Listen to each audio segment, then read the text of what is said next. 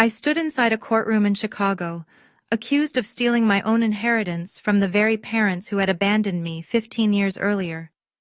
When my wealthy grandfather died and left me everything, his entire $18.5 million estate, my estranged parents suddenly reappeared, but they didn't come to reconnect. They didn't come to mourn.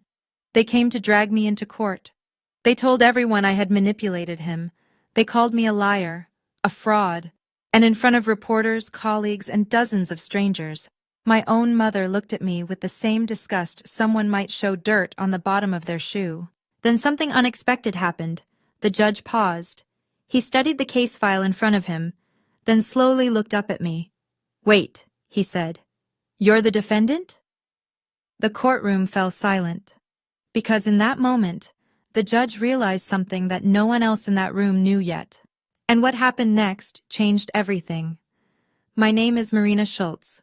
I'm a 32-year-old attorney, and to understand how I ended up standing in that courtroom, accused by my own parents of stealing from my dying grandfather, we need to go back to where this story really began. Before we begin the story, feel free to like the video, subscribe to the channel, and let me know where you're listening from and what time it is there in the comments. I'm always curious to see how far these stories travel. Your support really motivates me to keep sharing stories like this. Now let me take you back to where this story began. It was my birthday.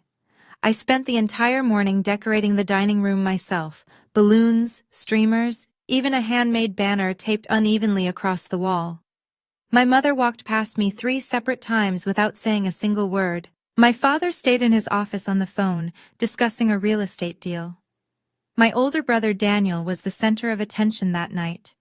My parents were hosting an elegant dinner to celebrate his college acceptance. Important guests, networking opportunities, everything revolved around him. No one remembered my birthday.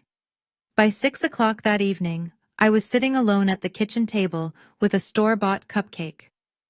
That was when my grandfather walked through the door. He stopped the moment he saw me, the decorations I'd hung by myself, the lonely cupcake, the empty room. His expression fell instantly. "Marina," he asked gently as he sat down beside me, "where is everyone?" "They're at Daniel's dinner," I replied, trying to keep my voice steady. "It's okay. His celebration is more important." He reached across the table and squeezed my hand. "No," he said quietly. "It isn't." My grandfather stayed with me that entire evening. We ordered pizza, watched old movies, and he told me stories about how he built his business from nothing. Before he left that night, he looked directly into my eyes and said something I would carry with me for the rest of my life. "Marina, you are worth more than they will ever see. Don't let them define you." At the time, I didn't fully understand what he meant. But as the years passed, that pattern never changed. Every achievement I earned, honor roll, debate team captain, a full scholarship to college, was met with silence from my parents. Meanwhile, Daniel received applause for accomplishments that barely required effort. When I turned 17, I made a decision that would shape the rest of my life. I packed a bag, withdrew the small savings I had, and left home. I worked my way through college and law school on my own, juggling 3 jobs at a time. I never asked my parents for money, not once.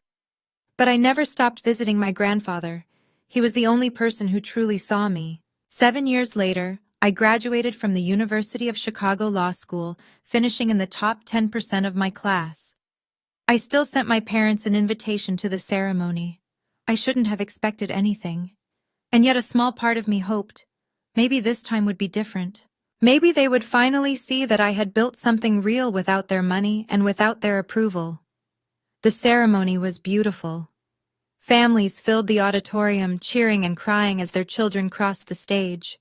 When they called my name, I walked across the platform alone. Still, I scanned the crowd, hoping to recognize a familiar face.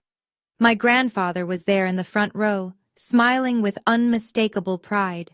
He was the only one. 2 days later, I received a message from my mother. Not congratulations, not even acknowledgement. Just 4 words. "We don't celebrate mediocrity." That was all I meant to her. I showed the text to my grandfather during one of our weekly lunches. He read it slowly, then placed the phone down and shook his head. "I'm sorry," he said quietly. "I thought I raised my son better than that." "It's not your fault," I told him. "Maybe not," he replied. "But I see what they refuse to see. You built your life yourself, Marina. That's real success." Over the next several years, I built a career at Kirkland & Ellis LLP, one of Chicago's top law firms. I worked on major cases, won trials, and gradually earned the respect of partners twice my age. My grandfather was there for every milestone, my first courtroom victory, my promotion to senior associate, even quiet dinners on random Tuesday nights. My parents called exactly twice in 5 years. Both times they wanted money for Daniel's failing startup. Both times I refused. And both times my grandfather noticed. He noticed everything. Looking back now, I think that's when he made his decision. My grandfather, Edward Schultz, passed away early on a Tuesday morning in March. He was 85. I was there with him. For 2 weeks before that day, ever since his heart began failing, I stayed by his side. I held his hand, read his favorite books aloud, and told him about the cases I was working on.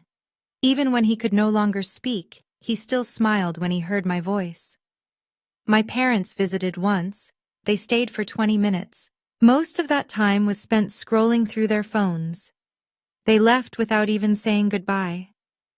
My grandfather died peacefully in his sleep with me sitting beside him. 1 week later, his attorney, Charles Bennett, scheduled a meeting to read the will. I assumed it would be routine. Yes, my grandfather was wealthy, but I believed he would divide everything between my father and me, maybe place some assets in a trust. I was wrong. Charles sat across from us in his office. My parents were on one side of the table. I sat on the other. He opened a folder and began reading aloud. To my granddaughter, Marina Schultz, the only person in this family who loved me for who I am, not for what I own. He paused briefly before finishing the sentence. I leave the entirety of my estate. The room fell completely silent. Charles Bennett continued reading in an even professional tone. This includes all real estate holdings, investment portfolios, and liquid assets, totaling approximately $18.5 million.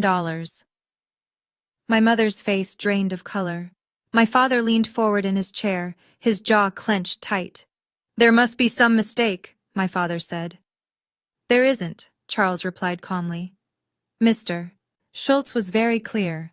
He drafted this will a year ago while fully competent. He also left specific written instructions. Charles slid a sheet of paper across the table.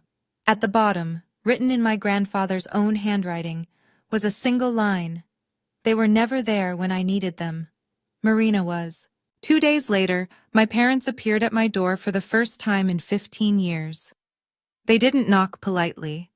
They rang the doorbell 3 times in rapid succession, the same impatient rhythm I remembered from childhood, like the house already belonged to them. When I opened the door, my mother pushed past me without saying a word.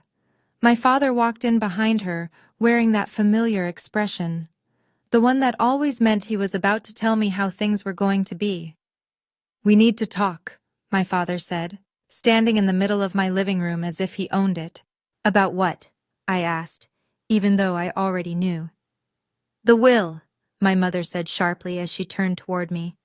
About the ridiculous situation your grandfather created. I closed the door slowly behind them. The will is legal, I said. It's already settled. It's not settled, my father replied. That money belongs to the family. You have no right to keep all of it. A strange calm settled in my chest.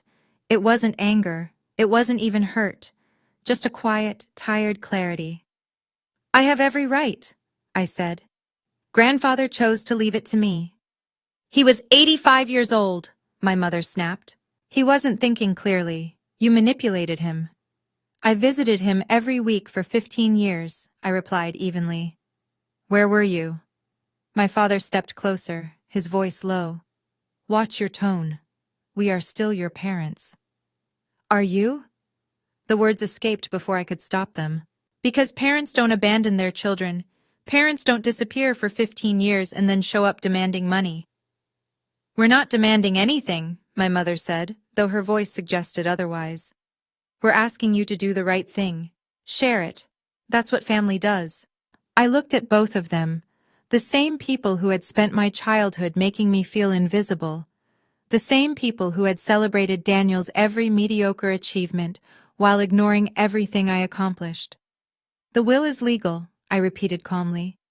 "If you disagree, take it to court." My father's eyes narrowed. "Oh, we will," he said. "And when we do, everyone will see exactly what kind of person you really are."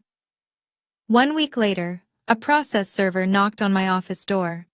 I was reviewing depositions for a corporate case when he handed me a thick envelope.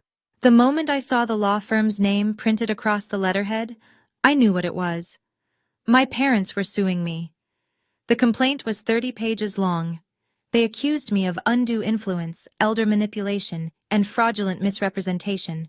According to their filing, my grandfather had been mentally incompetent when he signed the will. They demanded the court invalidate the entire document and redistribute the estate under intestate succession laws, which would give my father nearly everything. I sat there staring at the pages, my hands slowly going numb. A knock came from my office door. Olivia Grant, a colleague from my firm, stepped inside. "You okay?" she asked. "You look pale." Without saying a word, I handed her the complaint. She read the first page, then looked up at me with wide eyes. "Marina, this is completely baseless." "I know," I said quietly. She kept flipping through the pages, her expression growing darker. "They're playing dirty," she said. "They've already taken this to the press." She pulled out her phone and turned the screen toward me. The headline read, "Estranged granddaughter accused of stealing family fortune."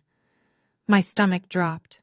The article portrayed me as a greedy opportunist who had appeared during my grandfather's final days to steal an inheritance that supposedly belonged to my father. The comment section was even worse. People who had never met me were calling me a vulture, a thief, a manipulator. "This is character assassination," Olivia said quietly. "No," I replied. "It's strategy." I looked at the article again, feeling the realization settle in. They want to destroy my reputation before we even step into court. Olivia placed her phone on the desk. "So what are you going to do?" I looked down at the complaint again, at my parents' signatures at the bottom of the final page. Something inside me hardened. "I'm going to fight," I said. "Not just for the money, for my name." But the next day, I officially hired Olivia Grant as my attorney. For the next 2 weeks, we turned a conference room into a war room. Documents covered every surface: medical records, bank statements, correspondence, witness lists. "Your grandfather was extremely thorough," Olivia said one afternoon as she held up a thick folder. "He expected someone might challenge this." She handed me the medical records first. 3 months before drafting the will, my grandfather had undergone a complete neurological evaluation. The doctor's report was clear. Patient demonstrates full mental capacity, strong memory, and sound judgment. "That completely destroys their incompetency argument," I said. "It gets even better," Olivia replied. She opened another folder and slid a small flash drive across the table. "Your grandfather recorded a video." My breath caught. "A video?" She nodded. "He sat down with Charles Bennett a year before he died and explained on camera exactly why he was leaving everything to you." She studied me carefully. "Have you watched it yet?" I shook my head. "Do you want to?" Part of me did. Another part of me was afraid of what it might stir up, but after a moment, I nodded. Olivia opened the file on her laptop. The video began to play. My grandfather, Edward Schultz, appeared on the screen, seated in Charles Bennett's office. He looked thinner than I remembered, but his posture was upright, his eyes focused and alert. "My name is Edward Schultz," he said calmly. "I'm recording this to explain my decision." I watched every second of the video without speaking. By the time it ended, tears were running down my face. Olivia closed the laptop quietly. "This is your strongest piece of evidence," she said, "but we don't use it immediately." I wiped my eyes. "When do we show it?" "When they've fully committed to their story," she replied. "When they've convinced the court that you manipulated him. That's when we reveal the truth." I nodded slowly. Walking into that courtroom was going to be the hardest moment of my life. But I wasn't going to back down. I had the truth. And that was enough. On the morning of the trial, I stood outside Cook County Circuit Court trying to steady my breathing. The courthouse steps were packed with reporters. Cameras flashed as I walked toward the entrance. "Miss Schultz!" someone shouted. "Did you manipulate your grandfather?" I kept walking without answering. Olivia stayed beside me, her hand lightly on my arm. "Don't engage," she whispered. "Let the evidence speak." Inside, the courtroom was already full. I recognized several people from Kirkland and Ellis sitting in the gallery, colleagues I had worked with for years. Some looked supportive. Others looked curious, as if they were watching a spectacle unfold. At the plaintiff's table sat my parents beside their attorney, Thomas Caldwell. My mother wore an expensive navy suit. My father sat rigidly in his chair, his expression cold and unreadable. Neither of them looked at me. I sat down at the defense table and arranged my files, though my hands trembled slightly. "All rise." The courtroom stood as Judge Andrew Whitaker entered. I already knew he had been assigned to the case, but seeing him in person made everything suddenly real. He was in his early 60s, sharp-eyed and known for his no-nonsense rulings. Years earlier, before joining the bench, he had briefly mentored me on a complex contract dispute while he was still practicing law. He took his seat and opened the case file. Then he looked up. His gaze landed on me. For a brief second, his eyes widened, just slightly. "Miss Schultz," he said carefully, his voice neutral. "You're the defendant in this matter?" The entire courtroom went quiet. I stood. "Yes, Your Honor." He studied me for a long moment. I could see the recognition in his eyes. He remembered me. He remembered my work. And he was clearly trying to reconcile the attorney he once mentored with the person now accused of elder fraud. "I see," he said at last. "Let's proceed." Thomas Caldwell stood and adjusted his suit jacket. He had the kind of polished confidence that comes with decades in high-stakes litigation. "Your Honor," he began smoothly, "my clients, Victor and Bonnie Schultz, are here today because of a serious injustice." He paused deliberately. Their father, Edward Schultz, was a man of great wealth and strong judgment for most of his life. But in his final years, he became vulnerable. Yet the word hung in the air. The defendant, Marina Schultz, systematically isolated Mr. Schultz from the rest of his family. She manipulated him emotionally and psychologically, and when he was at his weakest, she convinced him to disinherit his own son in favor of herself. I felt Olivia's hand lightly press against my arm, a silent reminder to stay calm. Caldwell returned to his table and picked up a document. "Your Honor, I would like to submit Exhibit A, a letter written by Mr. Schultz 6 months before his death." Copies were passed to the judge and to Olivia. I leaned over to read it. The letter was short, handwritten, uneven. "I feel pressured. I don't know what to do anymore." My stomach tightened. The handwriting resembled my grandfather's, but something about it felt wrong. The loops were off, the spacing was irregular. "This letter," Caldwell continued, "demonstrates that Mr. Schultz was under immense pressure. He was clearly being coerced." Judge Whitaker examined the paper carefully. "Do you have authentication for this document?" he asked. "We're in the process of obtaining it, Your Honor," Caldwell said smoothly. "But the emotional content speaks for itself." Before anyone else could speak, my mother suddenly stood. "Your Honor, if I may," she said, her voice trembling with carefully performed emotion. "My daughter never cared about my father. She only appeared when she realized he was dying and that there was money to inherit." A murmur spread across the courtroom. I could feel dozens of eyes turning toward me. Judge Whitaker raised a hand. "Mrs. Schultz, please sit down. You will have an opportunity to testify later." But the damage had already been done. Their narrative had been planted. Olivia stood immediately. "Your Honor, that letter is a forgery," she said, her voice calm but firm. "We have a handwriting expert ready to testify that it does not match Edward Schultz's verified writing samples." Caldwell frowned. "That's a serious accusation."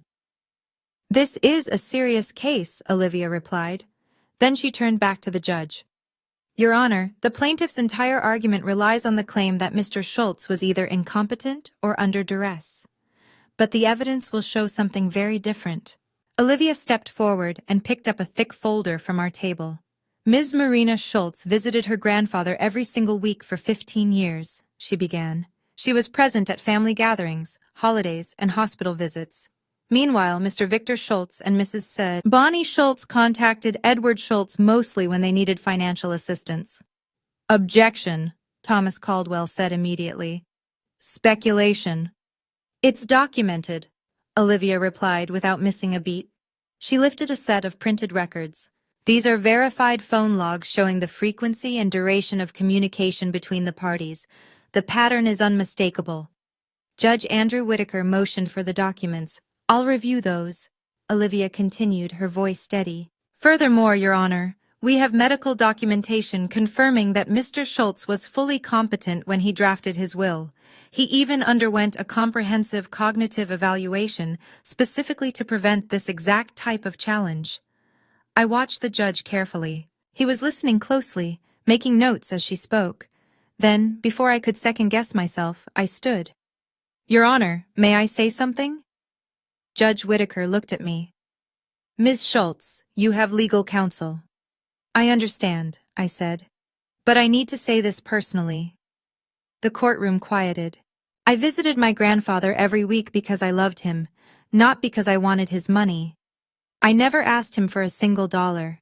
My parents, on the other hand, called him twice in 5 years. Both times they were asking for money." No one spoke. "The truth is in the records, Your Honor," I added quietly. "Not in their accusations." Judge Whitaker studied me for several seconds before turning toward Caldwell. "Mr. Caldwell, do you have additional evidence beyond this disputed letter?" Caldwell hesitated. "We are still gathering supporting material." "You filed a lawsuit without sufficient evidence?" the judge asked sharply. I could feel the momentum shifting. "Before I go further, thank you for listening to this story. If this moment resonates with you, if you've ever been underestimated or forced to defend what's rightfully yours, consider subscribing and leaving a comment about where you're watching from. I read every message, and your stories matter more than you know." Now let's go back to that courtroom, because what happened next made the tension even worse. That's when my mother suddenly stood again. "Your Honor, please," Bonnie Schultz said, her voice rising. "My daughter has always been ungrateful. She abandoned this family when she was 17. She turned her back on all of us." Judge Whitaker's expression hardened. "Mrs. Schultz, I've already instructed you to remain seated." But she ignored him. She turned toward me, her eyes burning with anger. "You were never good enough for this family, Marina," she said loudly. "You know that. You've always been a disappointment, and now you're trying to steal what was never yours." The words hit the room like a slap. Not because they hurt. I had heard versions of them my entire life, but because she said them here, in front of everyone. My colleagues, reporters, complete strangers. She wanted to humiliate me publicly. The courtroom fell silent. Every eye turned toward me, waiting to see if I would break. I stood slowly and faced her. "I didn't abandon anyone," I said, my voice steady. "I left because I was never wanted. There's a difference." My mother's face flushed bright red. "You—" Judge Whitaker slammed his gavel. "That's enough. Mrs. Schultz, sit down immediately or I will hold you in contempt of court." My father grabbed her arm and pulled her back into her chair. She was shaking with rage. The judge looked across the courtroom. "Let me make something clear," he said firmly. "This is a court of law, not a family therapy session. We proceed based on evidence and legal arguments. Personal attacks have no place here." Then he glanced at me again. For just a moment his expression softened. "Ms. Schultz, you may sit." I sat down, my heart still pounding. Olivia leaned toward me and whispered, "You handled that perfectly." But I could still feel my mother's hatred burning across the room. Judge Whitaker wasn't finished. He turned toward Caldwell with a look that made the attorney shift slightly in his seat. Olivia stood again. This time her posture was confident, decisive. This was the moment we had been preparing for. "Your Honor," she said, "we have evidence that conclusively demonstrates Mr. Edward Schultz's mental capacity and his intentions." Caldwell looked up sharply. "What evidence?" "A video recording," Olivia replied. "Recorded by Mr. Schultz 1 year before his death in the presence of his attorney, Charles Bennett. In the recording, Mr. Schultz explains his decision in his own words." The courtroom erupted into whispers. Thomas Caldwell rose slowly from his chair. "Your Honor," he said, "video recordings can be manipulated. Anyone with basic editing software can alter footage. We cannot simply assume this recording is authentic." Several reporters exchanged uneasy looks.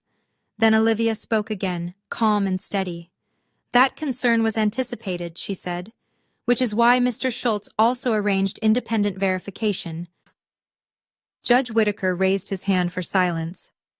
"A video recording?" he asked. "Yes, Your Honor," Olivia said. "Mr. Schultz wanted to ensure there would be no doubt about his wishes or his state of mind." Caldwell frowned. "Objection. This recording could have been manipulated. Deepfakes are—" "We are fully prepared to provide forensic verification," Olivia interrupted. "The video contains metadata, timestamps, and was recorded in the presence of a licensed attorney who will testify to its authenticity." Judge Whitaker leaned back slightly. "When was this recording made?" "March 15th of last year," Olivia answered, 14 months before Mr. Schultz passed away. His medical records from that same week confirm he was in excellent cognitive health." I looked at my parents. My father's jaw was clenched so tightly I could see the muscle twitching. My mother had gone completely pale. "I'll allow it," Judge Whitaker said finally, "but I want full forensic verification submitted before we view it. Independent confirmation that the recording is authentic and unaltered." "We can provide that within 24 hours, Your Honor," Olivia said. "Then we will reconvene tomorrow at 9 a.m. The judge looked toward both sides of the courtroom. "I suggest both parties take this time to consider whether this case should proceed." He was offering my parents an escape, a chance to withdraw the lawsuit before the truth destroyed their narrative, but I already knew they wouldn't take it. That evening, my phone rang. I was in my apartment reviewing documents with Olivia when I saw the name on the screen. Victor Schultz, my father. For a moment, I considered ignoring the call. Olivia nodded toward the phone. "Put it on speaker," I answered. "Hello?" "Marina." My father's voice was clipped, controlled. "We need to talk." "We already talked in court," I said. "Not there," my father replied. "Privately. This has gone too far." I glanced at Olivia. "What do you want?" I asked. "To settle this," Victor Schultz said. "Your mother was emotional today. She didn't mean what she said. We can still fix this. Drop the video and we'll drop the lawsuit. We split the estate, 50-50. 50-50, I repeated. "After everything?" "No," I said. "Marina, be reasonable." "I am being reasonable," I replied calmly. "The will is legal. Grandfather made his decision. I'm not negotiating." In the background, I heard my mother's voice. "Let me talk to her." There was a brief rustling, then Bonnie Schultz came on the line, her voice sharp and icy. "You're making a serious mistake, Marina. If you go through with this, we will destroy you. Everyone will know exactly what kind of person you are." "They already tried that," I said. "It didn't work." Her voice dropped to a hiss. "We have more. Things you wouldn't want the public to hear." Olivia silently mouthed one word to me. "Bluffing." "If you actually have evidence," I said, "bring it to court. Otherwise, stop threatening me." "You ungrateful—" I ended the call. My hands were shaking. Olivia placed a steady hand on my shoulder. "They're panicking," she said quietly. "That video terrifies them. They know it ends their case." "Then why do I feel like this is only the beginning?" I asked. "Because it is," Olivia said. "Tomorrow, when that video plays, everything changes. They know it. You know it. And they'll fight as dirty as they can until the very end." I looked down at my phone. My father's name still glowed on the screen. "Let them," I said. I'm ready. I didn't sleep that night. Instead, Olivia and I sat in my living room reviewing every possible scenario. The forensic report had come back clean. The video was authentic, unaltered, properly documented. We had medical records, witness testimony, and a detailed paper trail supporting every claim we had made. This should be straightforward, Olivia said while reviewing her notes. That video destroys their case. Should, I repeated. But they'll try something. You know they will. She nodded. They'll go after your character, try to paint you as manipulative, calculating. Be ready for that. I've been ready my whole life, I said quietly. Olivia studied me for a moment. Are you sure you want to be inside the courtroom when we play the video? You could wait outside. I can handle it. I shook my head. No, I need to be there. I want to see their faces when they hear what grandfather really thought. She didn't argue. At 6 the next morning, I showered and dressed in my most professional suit, charcoal gray, perfectly tailored, the one I wore for closing arguments. I wanted to walk into that courtroom as the attorney I was, not the victim they were trying to turn me into. Olivia met me on the courthouse steps. The reporters were already there again, more of them this time. Word had spread about the video. Miss Schultz, what's on the recording? One journalist shouted. Will you settle with your parents? Another called out. I kept walking without answering. Inside the courtroom, my parents were already seated. My mother's expression was a rigid mask. My father stared straight ahead, refusing to look at me. Judge Andrew Whitaker entered the room and everyone stood. We are here today to review the video evidence, he said. Ms. Grant, are you prepared to proceed? Olivia stood. Yes, Your Honor. I took a slow breath. This was it, the moment everything would change. Your Honor, Olivia said, we would like to present the recorded testimony of Edward Schultz. The courtroom was far more crowded than the day before. I recognized additional faces, partners from my firm, reporters I had seen on television, even a few former classmates from law school. People stood along the back wall. This wasn't just a probate case anymore. It had turned into a public spectacle. Judge Whitaker surveyed the room with a stern expression. Let me remind everyone that this is a court of law, he said. There will be no outbursts, no commentary, and absolutely no recording devices.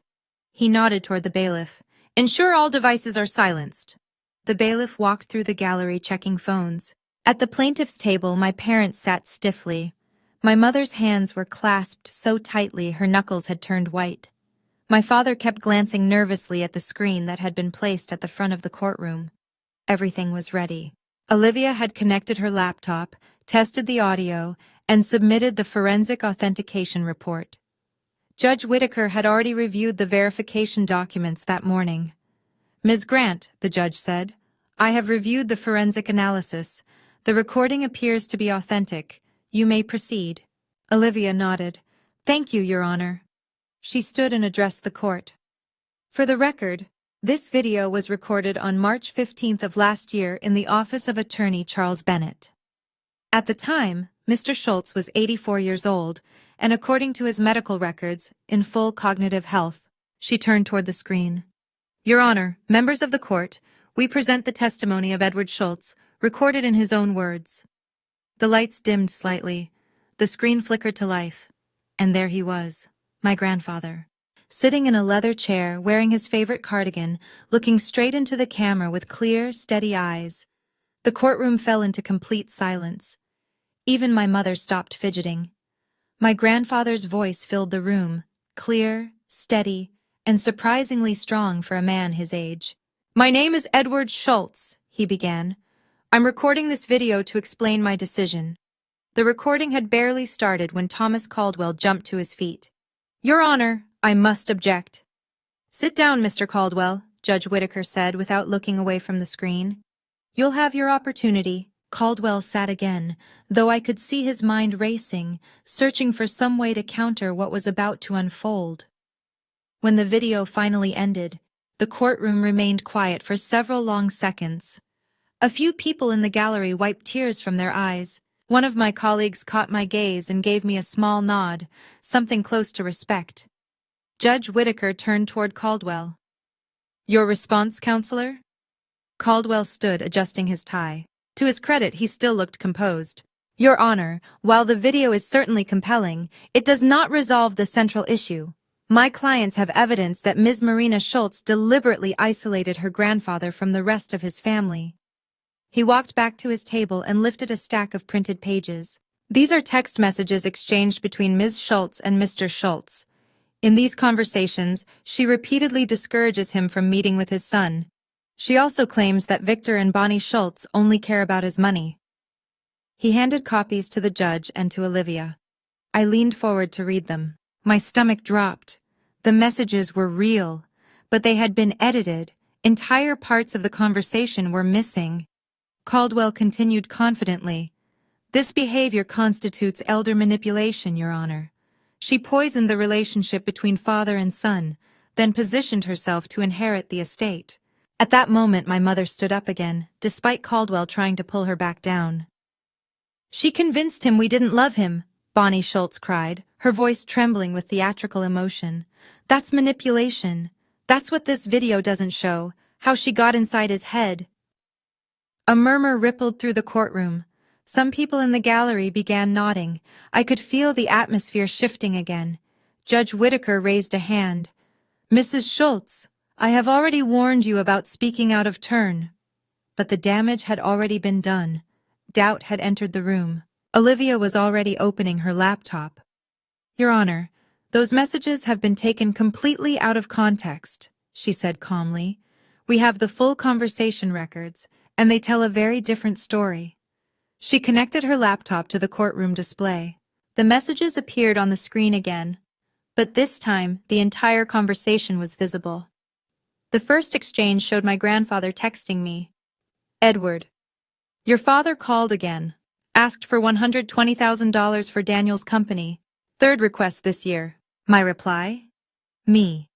You don't have to give it to him if you don't want to. His response? Edward. I know. But he gets angry when I say no. Says I'm being selfish. My message? Me. That's not fair to you. You've already helped them a lot. Olivia highlighted the section Caldwell had conveniently removed. Notice here, Your Honor, she said. Miss Schultz is not telling her grandfather to avoid his son. She's encouraging him to set boundaries when he's being financially pressured. She scrolled down to another conversation. Edward. Bonnie says I'm wasting money on charity cases instead of helping family. She means the scholarship fund. Me. It's your money, your decision. You earned the right to spend it however you want. Edward. Thank you for understanding, Marina. You're the only one who doesn't make me feel guilty. Olivia turned back toward the judge. The full context clearly shows that Ms. Schultz was protecting her grandfather from financial exploitation, not isolating him from his family. I stood. Your Honor, I never told my grandfather to cut off my parents. I simply told him he had the right to say no. Those are two very different things. Judge Whitaker carefully studied both sets of messages, the edited versions Caldwell had submitted, and the complete records now displayed. Then he looked up slowly. Mr. Caldwell, he said, did you knowingly submit incomplete evidence to this court? Caldwell's face lost color. Your Honor, we received these messages from... That's not what I asked. The entire room held its breath. And then my mother snapped. She jumped to her feet so abruptly that her chair scraped loudly across the floor. This is ridiculous, she shouted. She's twisting everything. Mrs. Schultz, the judge began. No, my mother yelled, her voice echoing through the courtroom. I'm not going to sit here and listen to her lies. She doesn't deserve that money. She's nothing. She has always been nothing. The entire courtroom froze. She was a mistake, Bonnie continued, her face flushed with fury. We never wanted her. We tried to make something of her, but she threw it all away, and now she thinks she can take what belongs to this family. Mrs. Schultz, sit down immediately, Judge Whitaker said, his voice sharp as a whip. She's a liar and a manipulator, and everyone here should know it. Bailiff, the judge said. The bailiff stepped forward. My father grabbed my mother's arm, trying to pull her back into her seat, but she jerked away from him. "You're all being fooled," she shouted toward the gallery. "She's not the victim. We are. She stole our father from us." "Mrs. Schultz," Judge Whittaker said coldly, "if you do not sit down immediately, I will hold you in contempt of court and have you removed from this courtroom." My mother finally stopped shouting. She was breathing hard, her eyes wild, as if the anger had carried her somewhere she hadn't meant to go. Slowly, she looked around the courtroom and seemed to realize what she had just done. Then she sank back into her chair. The silence that followed was almost unbearable. Judge Andrew Whittaker watched her for a long moment before turning to Thomas Caldwell. "Mr. Caldwell," he said evenly, "I suggest you advise your client on proper courtroom conduct." Caldwell nodded stiffly. "Yes, Your Honor." The judge then turned toward Olivia Grant. "Ms. Grant, do you have additional evidence to present?" Olivia glanced at me. I gave a small nod. "Yes, Your Honor," she said. "We would like to call our medical expert to testify regarding Mr. Edward Schultz's cognitive capacity." But Judge Whittaker raised a hand. "Before we move to expert testimony," he said, "I would like to replay a portion of Mr. Schultz's video. There was a section I want the court to hear again." Olivia brought the recording back up and fast-forwarded to a specific timestamp. My grandfather appeared on the screen once more. This time he leaned slightly forward in his chair, his expression more serious. "I want to address something directly," he said in the recording. "I know my son and daughter-in-law may challenge this will. They may claim I was confused or manipulated. So let me be perfectly clear." He looked straight into the camera. "I am 84 years old. I have all my faculties. My physician, Dr. Laura Henderson, examined me last week and confirmed that I am in sound mental health. I am making this decision knowingly and intentionally." He paused for a moment. I could see emotion flicker across his face.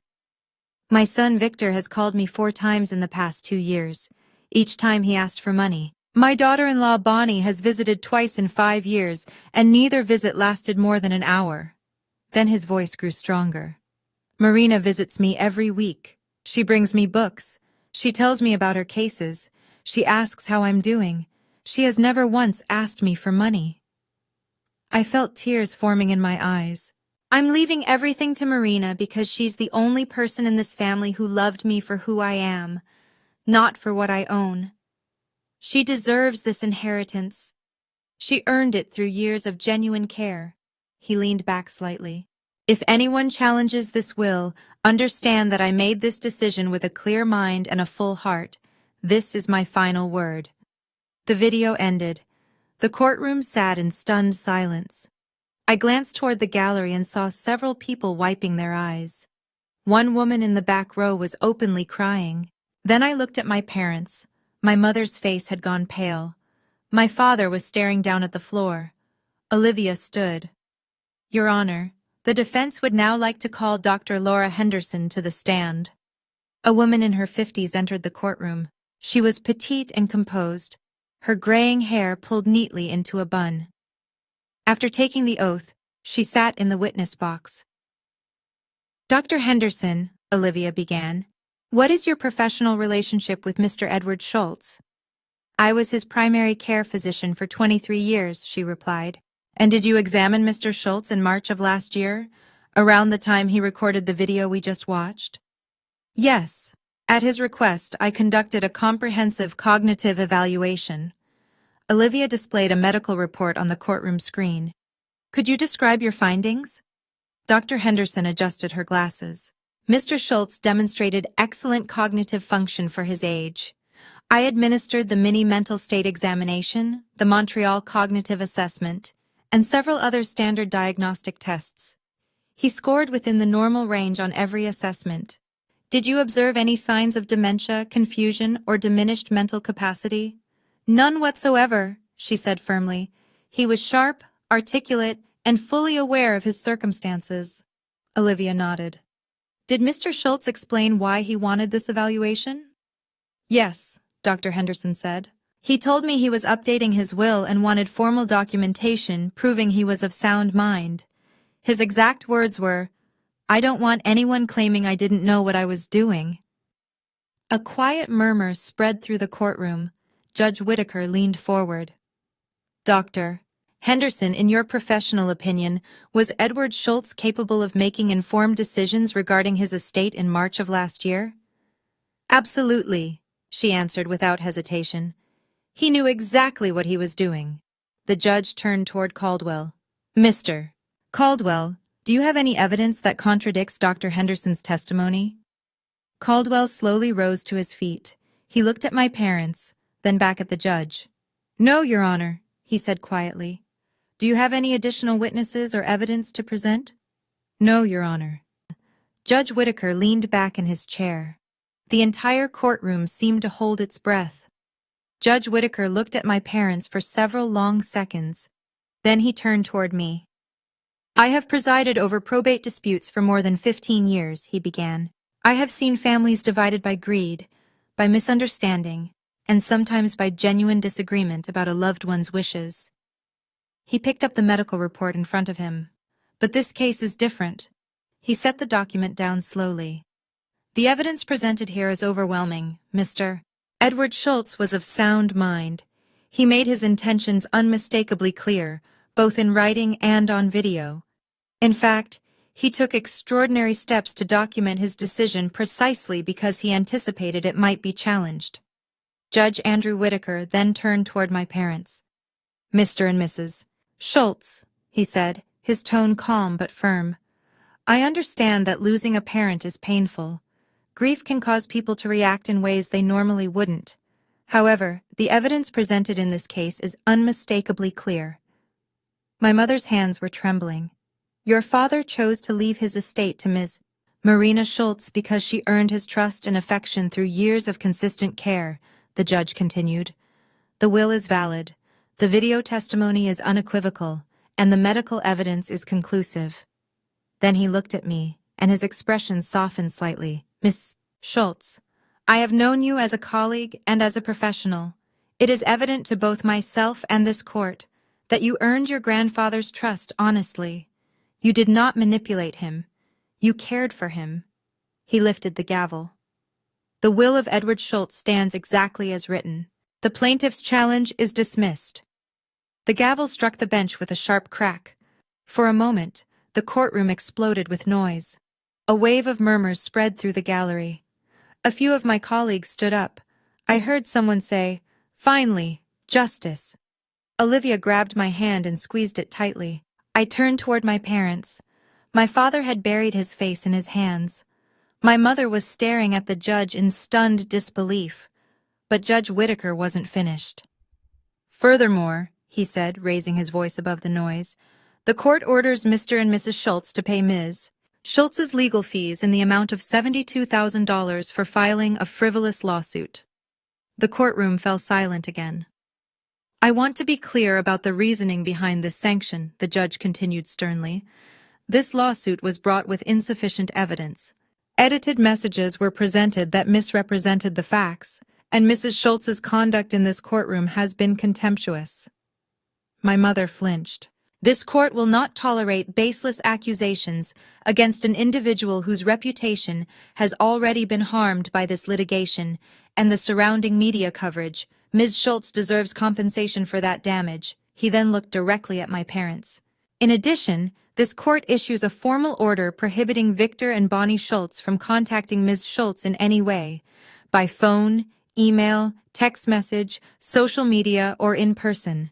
Any violation of this order will result in contempt charges and a restraining order."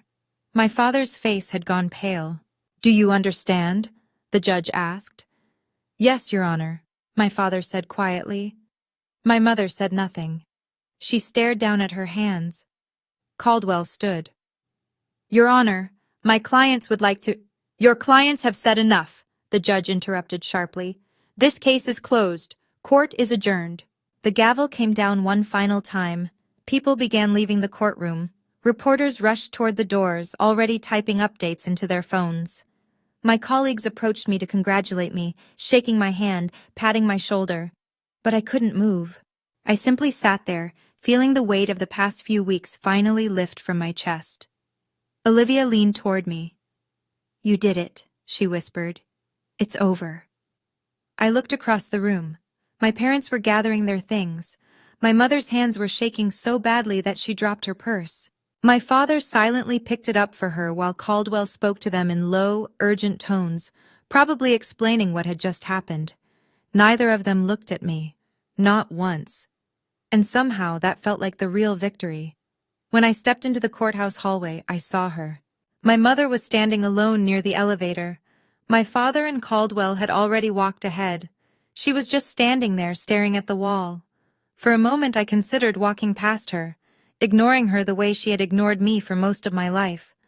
But something made me stop. "Mom," I said. She turned toward me. Her face was blotchy from crying, and her carefully applied makeup had smeared. She looked older than I had ever seen her. "What?" she asked. "I'm sorry it came to this," I said, and I meant it. Not because I regretted fighting for what was mine, but because I hated that our family had ended up in a courtroom. She let out a bitter laugh. "You're sorry?" she said. "You just took everything from us." "I didn't take anything," I replied quietly.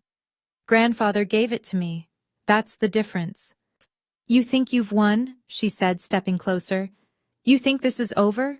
You've lost your family, Marina. You have no one now." I studied her face carefully, and suddenly I understood something. She truly believed that family meant blood, obligation, and control. "I never had a family," I said calmly. "I had people who wanted grandfather's money. That's not the same thing." "We're still your parents," she said, though her voice wavered. "No," I replied. "You're the people who gave birth to me, but you were never my parents. Parents show up, parents support you, parents love you, even when you disappoint them. You never did any of that." For a moment her expression faltered. I thought she might apologize. Instead, she said coldly, "We will never forgive you for this." "I'm not asking for forgiveness," I said. "I'm asking you to leave me alone." Then I walked away. I didn't look back. That was the last conversation we ever had. The next morning I met Olivia at her office. "I want to make sure they can't come back," I told her. "I want this finished." She nodded.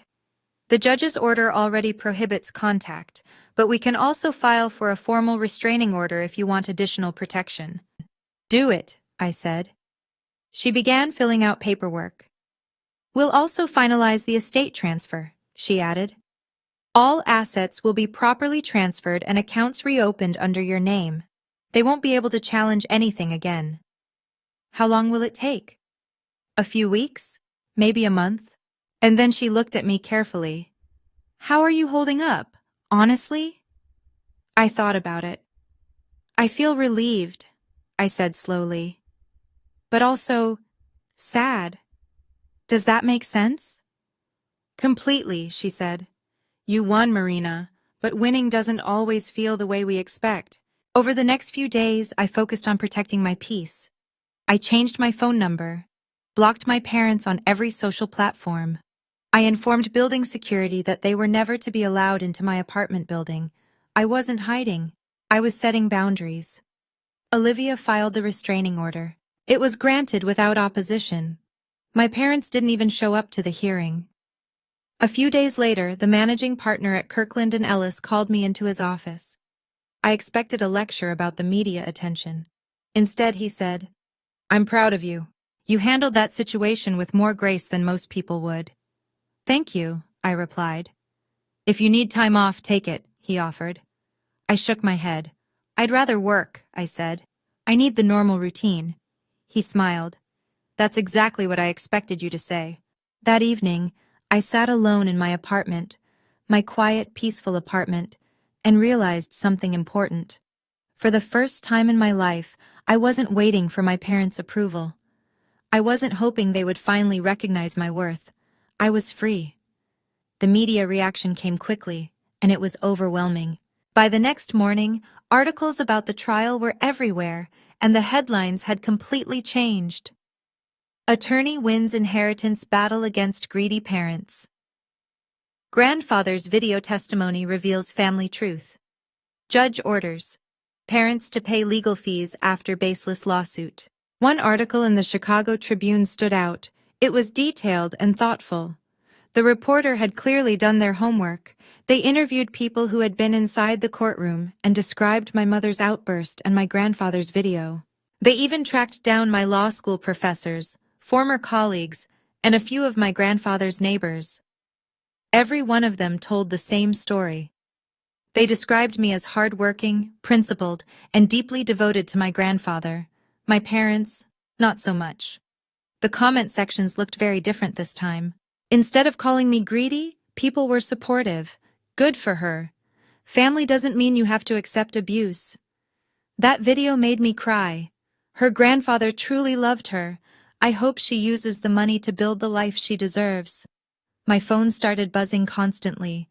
Colleagues from the firm sent congratulations. Former classmates reached out. Even people I hadn't spoken to in years sent messages of support. One message stood out. It was from a woman named Sarah, someone I had never met. I saw your story on the news. I'm going through something similar with my own family. Watching you stand up for yourself gave me the courage to set boundaries with my parents. Thank you for being brave enough to fight. I read that message 3 times. Later that day, Olivia forwarded me an email from a journalist asking if I would agree to an interview. You could tell your side of the story, she said. I thought about it. Part of me wanted to. Part of me wanted to shout the truth from the rooftops about everything my parents had done. But another part of me, the part that had finally found peace, knew I didn't need to. No, I told Olivia. The court record says everything that needs to be said. I'm done explaining myself. I never actively searched for news about my parents after the trial, but information reached me anyway. A colleague mentioned that my father's real estate company had lost 2 major clients. Both cited concerns about character in their termination letters. In Chicago's business world, reputation mattered, and the trial had damaged his. My mother's social circle began to distance themselves as well. The same women she had spent decades trying to impress started avoiding her. One of my grandfather's old neighbors told me she had seen my mother at a charity gala, standing alone near the bar while her former friends gathered across the room. It was sad, the neighbor said. But honestly, Marina, people are talking. What she said about you in court, that was cruel. No one wants to be associated with that. Hearing that didn't make me happy. It didn't even feel like revenge. Mostly, it just felt empty. A few weeks later, I ran into an old family friend at a coffee shop. She had known my parents for more than 30 years. I'm sorry about everything that happened, she said carefully. Your grandfather was a good man. He made the right decision. Thank you, I replied. She hesitated before adding, Your parents are struggling, financially and socially.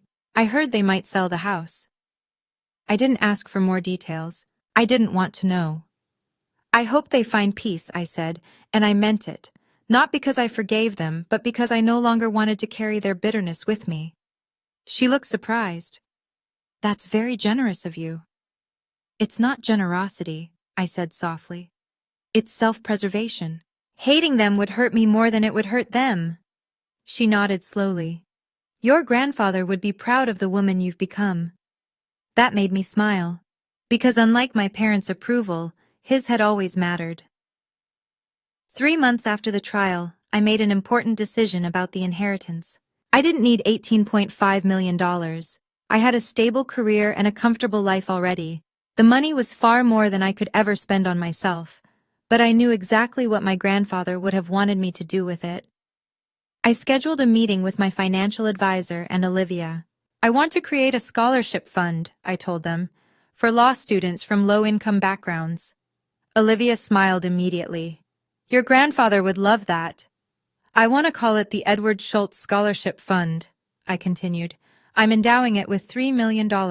That should provide full tuition scholarships for at least 4 students every year. My advisor nodded. That's extremely generous. It's what he would have done, I said. We partnered with the University of Chicago Law School, my grandfather's alma mater, to establish the program. The first scholarships would be awarded the following fall.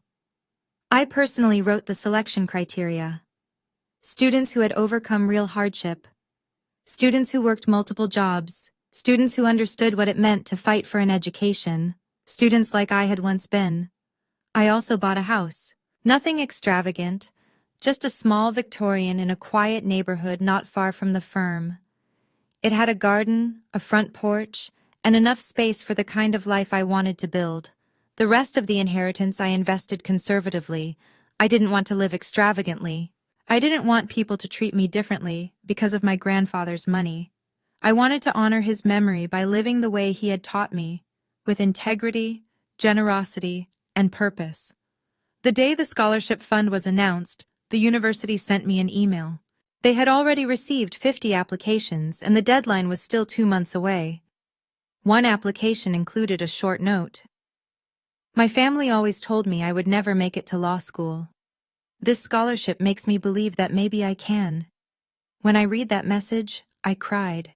Because that was exactly what my grandfather had done for me. He made me believe I could. 6 months after the trial, my life had finally settled into something peaceful. I woke up each morning in my own home, a house paid for with money my grandfather had left me because he loved me. I made coffee in a kitchen filled with morning sunlight. I walked to work through a neighborhood where people smiled and greeted each other, and I never heard from my parents again. The court order was still in place, but I doubted I would ever need it. They had moved on, and so had I. At work, things began to change. The partners treated me with a different kind of respect. Not because of the inheritance, but because I had handled an incredibly public and stressful situation with composure. I started receiving larger cases and greater responsibility. One afternoon, Olivia stopped by my office door. "How are you doing?" she asked. "Honestly, I'm doing well," I said. And this time, I truly meant it. "I don't think about them anymore, not the way I used to." She nodded. "That's growth." "I've realized something," I added. "Family isn't always defined by blood. It's the people who actually show up for you. The people who recognize your value, even when you're struggling to see it yourself." Olivia smiled. "Your grandfather understood that." My weekends started to look different too. I began volunteering at a legal aid clinic, helping people who couldn't afford attorneys. I hosted dinners with close friends, real friends, people who appreciated me for who I was. I even started dating someone, a thoughtful and kind professor I met at a charity event. He didn't care about the inheritance.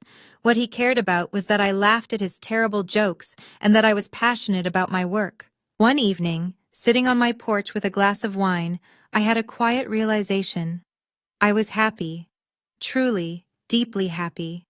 Not because I had won in court. Not because of the money, but because I was finally free to be myself. In that quiet moment on my porch, I finally understood something my grandfather had been trying to teach me for years. Happiness doesn't come from proving people wrong. It comes from finally realizing you never needed their approval in the first place. For a long time, I believed that if I worked harder, achieved more, or sacrificed enough, my parents would eventually see my worth. But love that has to be earned through suffering isn't love, it's control. What my grandfather gave me was more than an inheritance. He gave me clarity. He showed me that real family is not defined by obligation or bloodlines, but by presence. By the people who stand beside you when it's inconvenient, who celebrate your victories without jealousy, and who believe in you even when you doubt yourself. Winning in court didn't make me whole. Letting go of the need to be accepted by people who never truly valued me, that's what changed everything. So if there's one thing I hope you take from my story, it's this. Your worth is not determined by the people who failed to see it. Sometimes the bravest thing you can do is stop chasing their approval and start building a life where you no longer need it. And if this story resonated with you, if you've ever had to stand up for yourself, set boundaries with people who were supposed to support you, or fight for your dignity, then I hope my experience reminds you that you're not alone. Stories like this travel much farther than we imagine, because so many people quietly face the same struggles. If something in this story spoke to you, please take a moment to like the video and share it with someone who might need to hear it too. Sometimes one story can give another person the courage to protect their own peace.